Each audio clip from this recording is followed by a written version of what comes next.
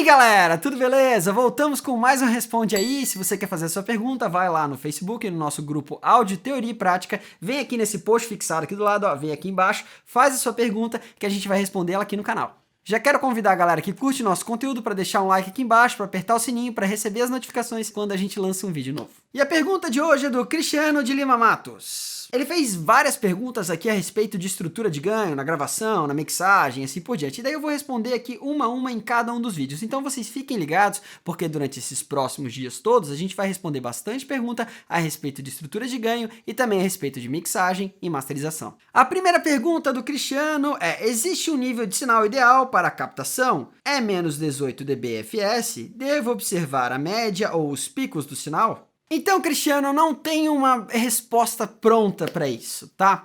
Qual é a grande questão aí?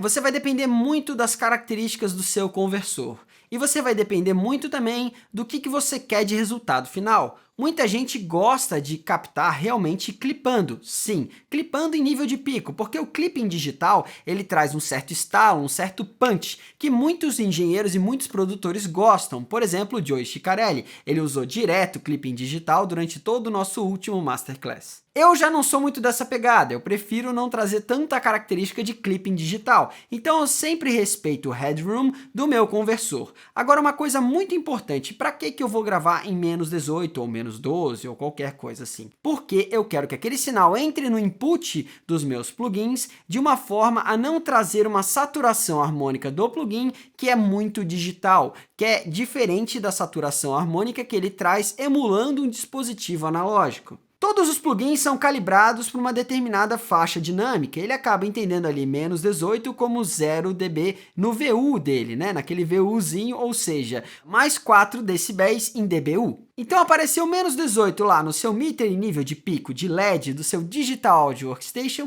e isso significa que dentro de um plugin calibrado para menos 18, ele vai bater em 0. E daí quando você quiser trazer um pouquinho mais de saturação desse plugin, emulando um dispositivo analógico, você pode puxar um pouco mais e puxar mais mesmo, puxar 6, 7, 8 dBs a mais, e daí ele vai trazer essa saturação característica do dispositivo analógico original, ou pelo menos vai emular ela. Não significa que vai ser igualzinho, mas ele vai trazer características semelhantes. Então a gente tem a calibragem dos plugins. Mais uma coisa muito importante é você entender qual tipo de processo que você quer do seu próprio conversor, porque muita gente realmente gosta de trabalhar com transientes, materiais com muito transiente, clipando direto no input. Eu não curto muito fazer isso, eu curto mais utilizar o próprio headroom do meu conversor. E isso vai depender de conversor para conversor. Às vezes o conversor vai ter um clipping digital que vai parecer legal, que vai dar mais punch. Outros vão saturar e vai soar um pouco distorcido demais. Isso somente em níveis de pico, tá? Significa que não numa média quadrática, não vou estar clipando o tempo todo. Eu vou estar simplesmente nos picos, né, mais altos de um bumbo, de uma caixa, clipando em alguns momentos. É bom você testar isso no seu conversor e você ver se você gosta disso ou não. Geralmente os conversores mais baratos não vão ficar muito legais usando esse tipo de técnica, tá? Geralmente você vai precisar de um conversor de altíssimo nível, um conversor profissional para você trabalhar com esse tipo de clipping digital e a coisa soar legal. Então você precisa saber qual é o input em dBu que você vai trazer para o seu conversor. E se você está utilizando o pré-amplificador da própria interface, você precisa saber qual headroom você tem ali antes de chegar no limite máximo do seu conversor. Aí você vai lá no manual da sua interface e vê qual o limite do conversor, da entrada dele, né, no seu conversor de analógico para digital, e você vê quanto que ele vai chegar até um ponto X ou Y sem clipar digitalmente ou vai clipar digitalmente. Aí você vai ter diferentes entradas para o seu conversor. Algumas delas vão ter um headroom maior e outras um headroom menor. E dependendo se ele tem pré-amplificador ou não, ele vai acabar trazendo uma certa amplificação para o sinal, mesmo que você não use muito ganho. Então, nas entradas em nível de linha, geralmente elas vão ser calibradas para receber um sinal com, no máximo, mais 18 dBu, ou mais 20 dBu, ou mais 22 dBu, ou mais 24 dBu, que é bastante coisa. A gente fez um vídeo bem legal falando bastante sobre estrutura de ganho, que eu fiz uma live assim com um quadro explicando um monte de coisa, e você pode conferir ele nesse link aqui em cima. Aliás, a gente faz live todas as terças respondendo a galera toda.